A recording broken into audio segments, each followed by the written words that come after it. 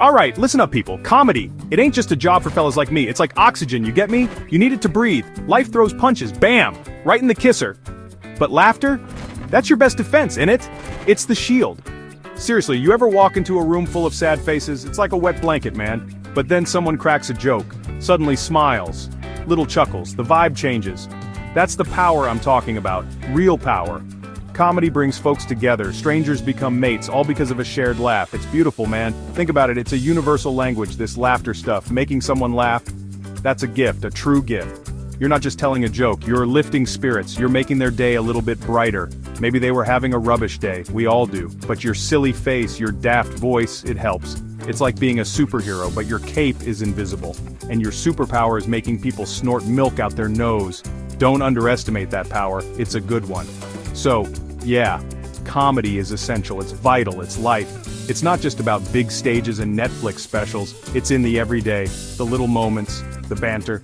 It's about finding the funny in the mundane, and sharing that funny with the world. It makes the tough times easier, and good times even better. So embrace the giggle, seek out the snort.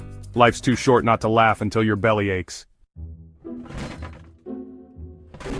Now let's talk mimicry. It's not just doing a dodgy impression of your Uncle Barry. Mimicry in comedy is an art form, my friends.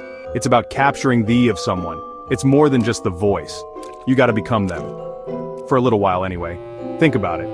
It's the walk, the little twitch they do, the way they raise one eyebrow when they're confused, or how they always fiddle with their watch. See? That's the gold, people, the comedy gold. It's about observation. You gotta be a detective, a really nosy detective who stares at people, but, you know, for comedy, so it's allowed, mostly. Find those quirks, those tiny details, that's your ammo. So, who are you gonna mimic? This is key. Don't just pick anyone. Pick someone people know, or someone with really strong, noticeable traits. Think about characters, politicians, celebrities, that weird bloke from next door. The more distinct they are, the easier your job is. And the funnier it'll be when you nail it, or even when you mess it up a bit. That can be funny too. Just make sure there's something to grab onto. The basics? Watch, listen, absorb, like a sponge. A really funny, slightly annoying sponge. Record them if you can, watch it back, again and again. Listen to their speech patterns, the rhythm, the pauses. Do they talk fast, slow, do they mumble? Do they use fancy words or slang? It all matters. This ain't just about making funny noises, alright? It's about building a whole character, from scratch. Practice, I know, boring word, but you want to be funny with mimicry, you gotta grind. There ain't no shortcuts here, people, none. Your best mate in this journey, the mirror, yeah, that shiny thing on your wall, stare into it, pull faces, make sounds, try out that walk, you'll look daft, you'll feel silly. Good, that's the point. The mirror doesn't lie, it'll show you what's working and what's not. Then, level up, record yourself, on your phone. I know it's cringeworthy. Hearing your own voice, seeing your own daft expressions, it's painful. But it's so important. Trust me on this. You'll spot things you missed in the mirror, little habits, awkward pauses, things to fix. It's like watching game tape, but for jokes. Embrace the cringe, it's your comedy boot camp. Once you're feeling a bit brave, try it out. On your mates, your family, your dog maybe, someone who won't immediately call the authorities.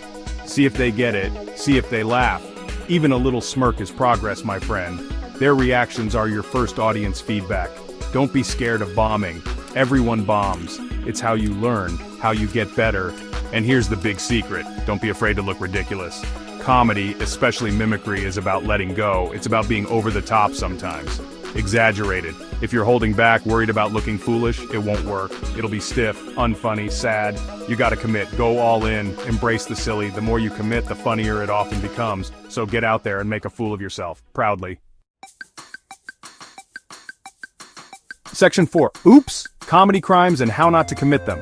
Alright, let's talk mistakes, because you'll make them. Everyone does. Even me. Shocker, I know. But knowing the pitfalls can help you dodge them. Mistake number 1, being mean. This is a biggie. Mimicry should be affectionate mostly, observational. If it's just cruel, just tearing someone down, that's not comedy, mate. That's just bullying with a microphone. Find the funny, not the nasty. There's a difference. Mistake number 2, getting it wrong. Way wrong. Like, you think you're doing a spot-on David Beckham, but you sound more like a confused sheep. Bad. This happens when you haven't done your homework. You haven't observed enough, haven't practiced enough. The audience has just sat there puzzled. Who's that meant to be? That's not the reaction you want. unless they're laughing at your confusion, which sometimes can work. But aim for intentional laughs. Mistake number 3, picking Mr. or Mrs. Obscure. You're doing this brilliant impression. Perfect voice, perfect mannerisms. But it's your Auntie Jean's second cousin twice removed. Nobody knows who that is, except maybe Auntie Jean. And she might not find it funny. See mistake number 1. Pick someone with a bit of recognition factor. It gives the audience a starting point. They're in on the joke. So, how to avoid these comedy crimes? Be smart, observe, practice, get feedback, we talked about this, and critically know your target and your audience. Is the impersonation punching down, or is it a playful nudge? Is it recognizable? Is it, most importantly, funny? Sometimes an impression that's slightly off but captures the spirit is better. Better than a technically perfect one that's just, meh. Find the funny bone. Don't just copy, create. Section 5. Legends of Laughter, the Mimicry Hall of Fame. Learn from the best, the legends who could become anyone. They transformed. It was magic. Think Eddie Murphy, Jim Carrey, pure genius. They embodied characters, fearless commitment, talent and originality. They found the funny and amplified it. Watch them, learn, be inspired, find your own voice. Section 6. Spy School. Becoming a comedy observation ninja. Observation is the secret sauce. Become a human sponge, a comedy ninja. Watch people, listen to people, notice the little things, the details, the stuff most people miss. You're a comedy detective. Find the funny in human behavior. Body language, speech patterns, quirks. Exaggerate them a bit. Find the humor. Show it to people. Make them laugh. Keep your eyes peeled, ears open. The world is full of hilarious material. Go find it.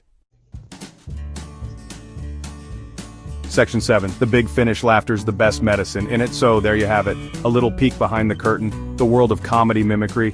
It's a wild ride. We talked about why laughter is king, or queen. It's royalty. We talked about stealing faces, but in a good way. We talked about mirrors and practice and looking daft, and how not to be a comedy criminal. Please don't.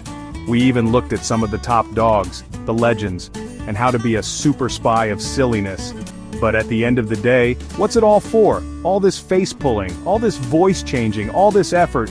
It's for that one beautiful sound in it, laughter. That glorious, uninhibited, belly-aching noise. There's nothing quite like it. Making someone genuinely laugh. It's a connection, a shared moment of joy. In a world that can be pretty serious, pretty tough. A bit of laughter goes a long, long way. Laughter heals, man. It really does. It reduces stress, it boosts your mood. It's good for the soul. It's the cheapest therapy you can get. And the most fun. When you make someone laugh, you're giving them a gift. A little escape, a moment of lightness. And when you're laughing yourself, even better, it's a reminder not to take everything so seriously, to find the joy, to find the funny. So go on then, get out there. Be brave, be silly, try that impression, tell that joke, make that funny face.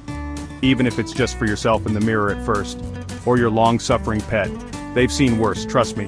The world needs more laughter, more joy, more daftness. And who knows? Maybe you're the next big thing. Or maybe you just make your mates chuckle a bit more. Either way, you're making the world a little bit better. You got this.